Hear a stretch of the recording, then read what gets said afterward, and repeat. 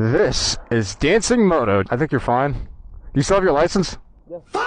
1 count of fleeing or attempting to elude a police officer. Failure to maintain insurance. Removing or affixing license plate with intent to conceal or misrepresent. Driving while license suspended or revoked. My God, bro. Alright, so here's the kicker, guys, and here's why I'm making today's video. This is not a video I wanted to make, by the way. I just got out of class. Unfortunately, I feel like I'm being forced to make this video because of new information has come to light. And I'm feeling a little bit betrayed, and I'm sure the rest of you will probably feel a little betrayed as well. When I made the videos talking about Dancing Moto, I made those videos with the assumption that bro got in an accident and was seriously hurt. Yes, I was a little harsh in my videos, but at least I was fair. I said things that I think Dancing Moto needed to hear as someone who knew him and talked to him. But given this new information that we now know, given the new information that has come to light, this little affidavit has a little bit of information on it. It has this special little listing right there called Days in Jail. And as I'm going to put up on the screen here, it says Days in Jail 1. You see, initially after Dancing Moto's crash, Dancing Moto made a bunch of posts like these where he was claiming, where it was like the sob story of he's in critical condition. His heart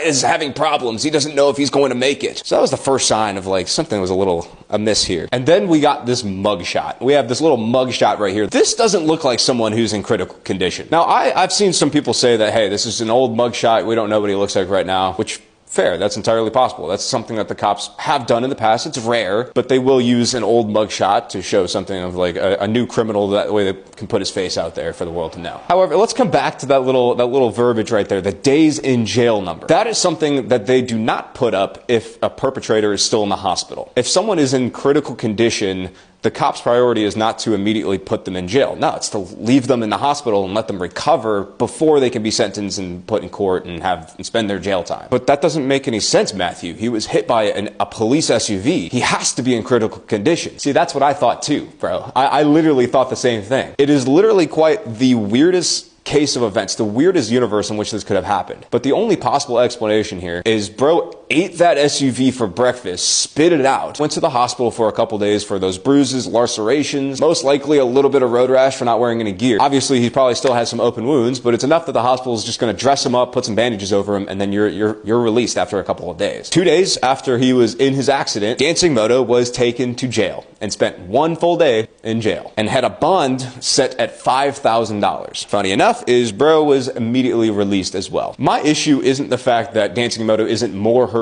after the accident. If anything, I'm glad that he's okay. I want to make that absolutely clear. I think it's pretty weird. I feel like if I got hit by an 8,000-pound SUV, I am not eating that. But see, my problem is all of that sympathy posting that he was making on social media. You have all these people watching your post, making people think that you're